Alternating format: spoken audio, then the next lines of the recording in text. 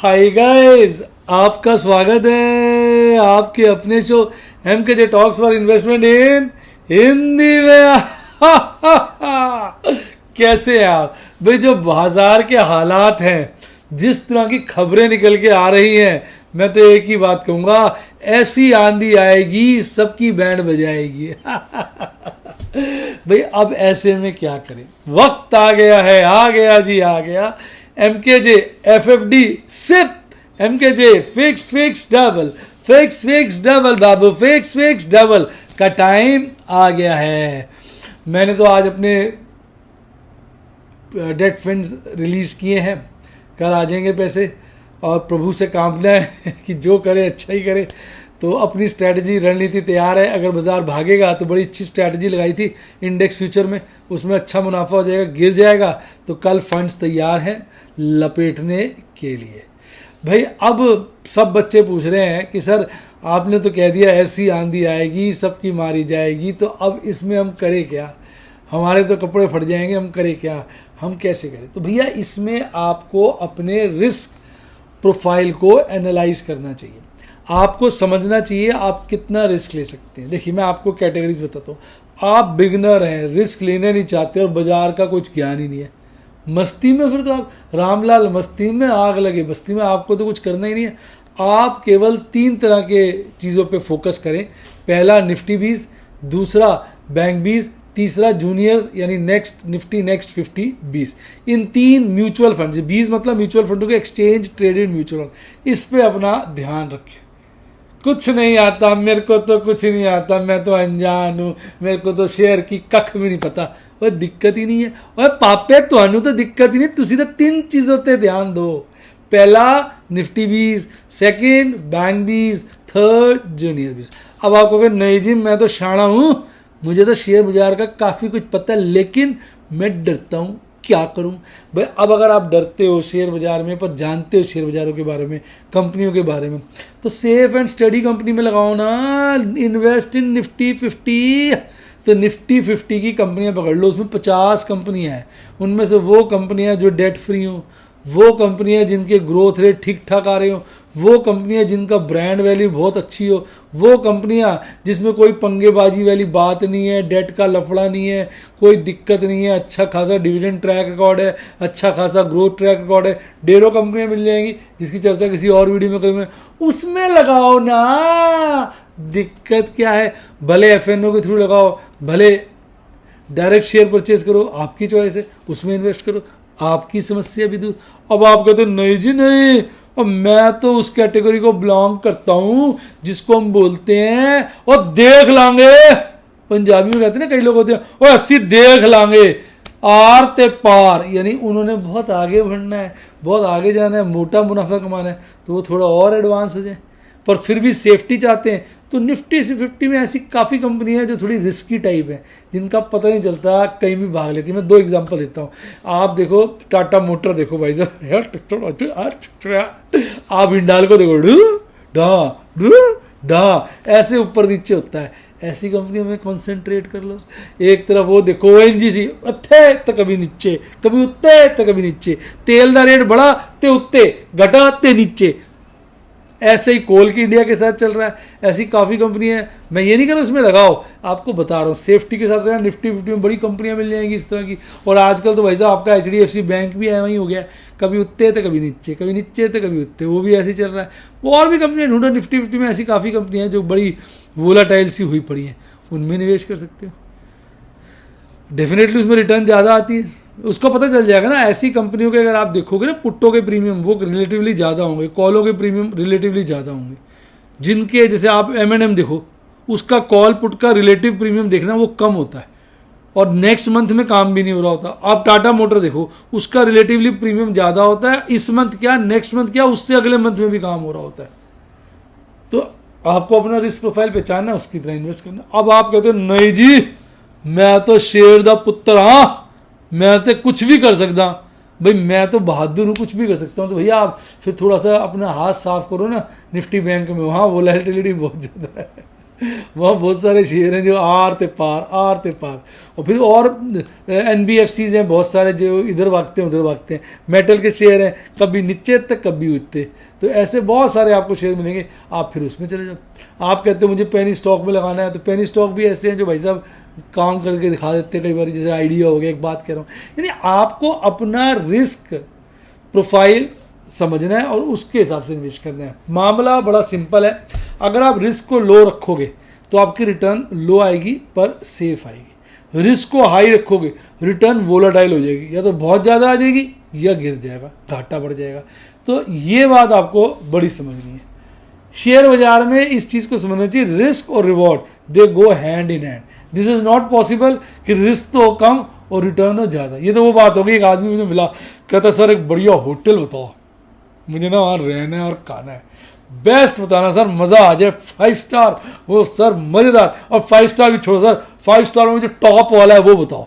मैंने कहा हाँ मैं सोच के बता, लेकिन ज़रा एक बात का ध्यान रखना, ज़रा सस्ता हो, मतलब 1 स्टार के आसपास का रेट हो। अब बताओ साला 5 स्टार में भी टॉप वाला 5 स्टार चाहिए, रेट 1 स्टार वाला चाहिए। सर ऐसी कंपनी बताओ जिसमें मोटी रिटर्न हो, सर बस पैसे साल में चौगने हो जाए, पर रिस्क नहीं होना चाहिए सर, रिस्क बिल्कुल ना सर, ना मैं रिस्क नहीं ले सकता। अब ऐसा कोई संभव है बापे? तो भैया बात को समझना पड़ेगा ना कि risk and reward they go hand in hand. More risk then only more rewards are possible, but with the chances of loss.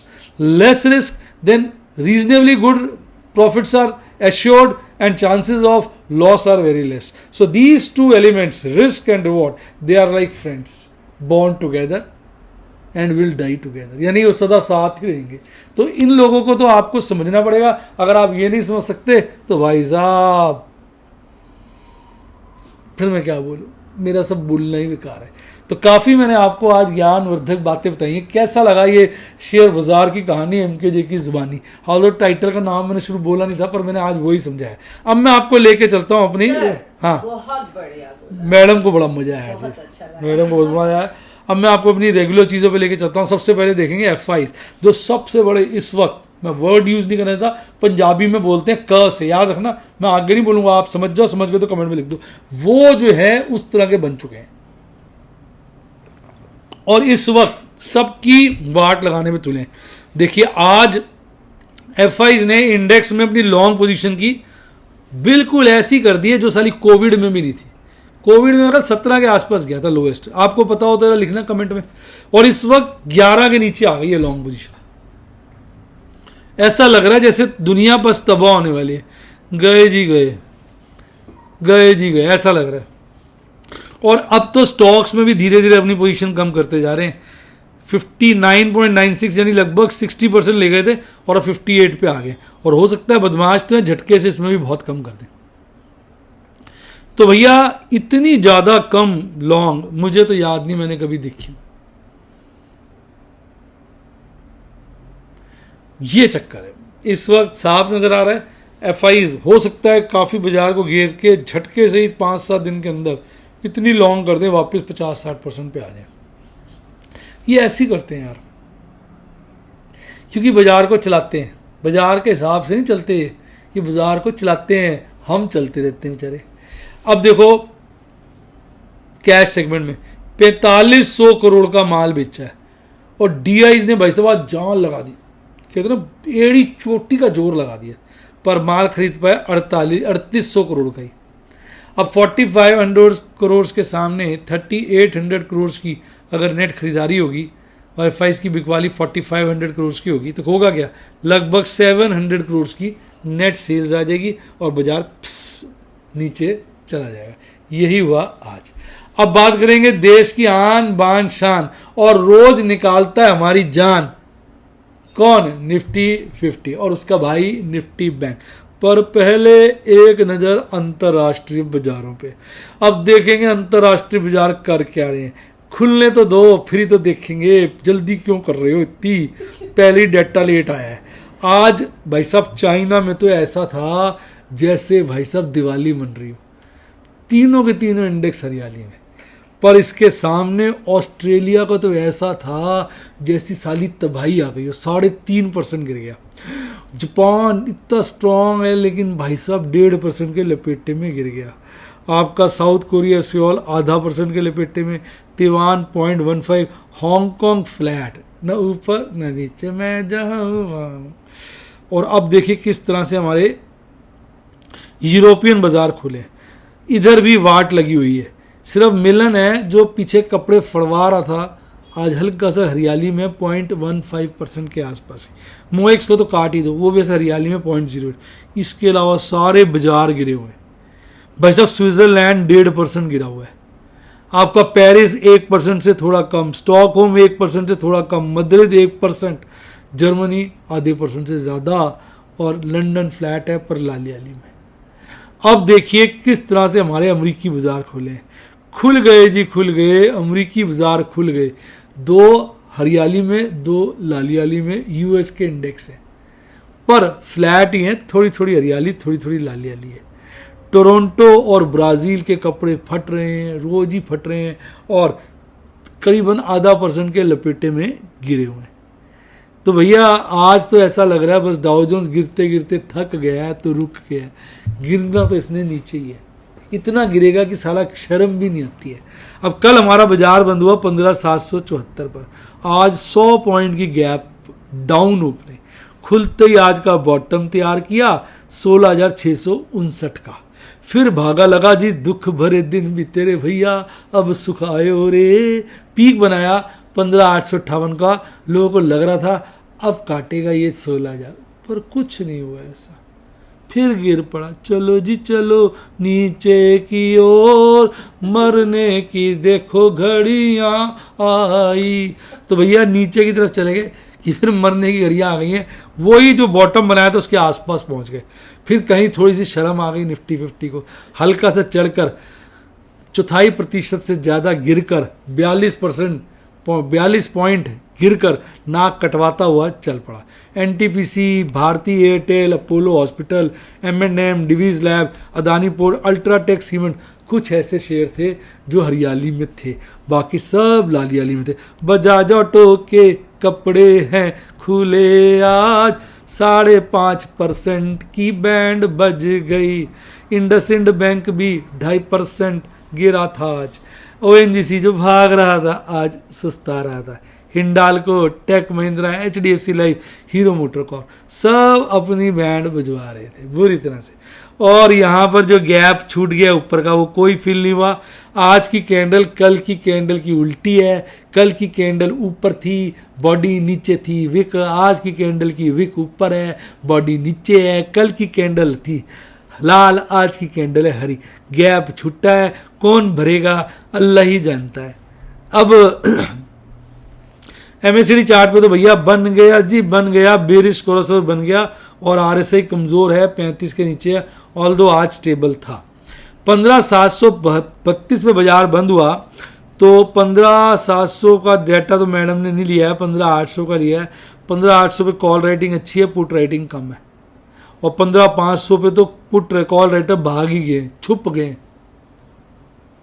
गए हैं। मैं छुपूं इस पार तू ढूंढे उस पार, वहां पे पुट राइटर ही पुट राइटर है।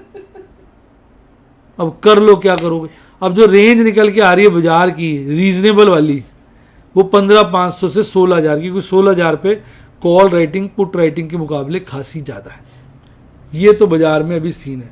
अब मंथली देख लो, मंथली तो भाई साहब चिपक ही गए थे 16,000 पे पुट राइटर्स, पर अब डर गए, दिल में भय आ गया, मेरा डरने को कर रहा दिल, इसलिए भाग गया 15,500 में जाके ओपन इंटरेस्ट हाईएस्ट हो गया। पर कॉल राइटर्स अभी भी टिके हुए हैं। मैं तो टिका हूँ, मैं टिका हूँ वहाँ, रहूँगा ही वहाँ। वो अपना 17,000 पे ही टिके हुए हैं। हालांकि अभी भी मैक्सिमम ओपन इंटरेस्ट जो है, मैक्सिमम पेन 16,000 के लेवल पे ही है। अब PCR में हल्की सी वीकली में बढ़त देखने को मिली है। ऐसा लग रहा है डेजर्ट में 4-5 बूंदे गिर गई है, पर मंथली PCR गिरा है, वीकली PCR बढ़ा है। यानी मंथली PCR में लोग डिले हो गए हैं, वीकली PCR में लोग मजबूत हो गए हैं। निफ्टी बैंक की बात करूं 33,405 पर कल बंद हुआ। आज वहां से लगभग 220 पॉइंट नीचे खुला, और खुलते ही आज का बॉटम बनाया 33,123 पे। फिर वही करा, निफ्टी 50 की तरह भाग के एक पीक पे पहुंचा और एक 33,618 का पीक बनाया। लोगों को लगा दुख भरे दिन बीते रे भैया, अब टॉप आयो रे, पर वहीं गिरा और बेशर्मों की तरह गिरता रहा और जहां पे बॉटम बनाया था वहीं आ गया। फिर हल्का सा रिकवर करके गिर कर वही निफ्टी 50 का कॉपी करता रहा जी, 0.28% गिरा, 100 पॉइंट से कम की गिरावट के साथ चल पड़ा। आज इसके अंदर 8 शेयर हरियाली में थे, 4 शेयर लालियाली में थे। लालियाली में दिग्गज शेयर थे, IndusInd bank, HDFC bank, ICICI bank और PNB। मरने वाले शेयर, तेजी वाले शेयरों में AU स्मॉल, बंधन बैंक, फेडरल बैंक, ये सब आज तेज भाग रहे थे। ऑप्शन चेन की बात करें तो इसकी कैंडल तो अभी भी नीचे की तरफ ही जा रही है, लोअर टॉप लोअर बॉटम।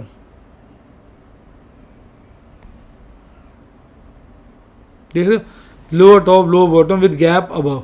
तो अभी कैंडल स्टिक चार्ट पे तो बड़ा प्रॉब्लम ही दिख रहा है और बियरिश क्रॉसओवर बहुत मजबूत हो गया, हिस्टोग्राम लाल बहुत जबरदस्त बना है और RSI अभी 34 के नीचे स्टेबल हुआ है। तो ये थी इसकी कहानी।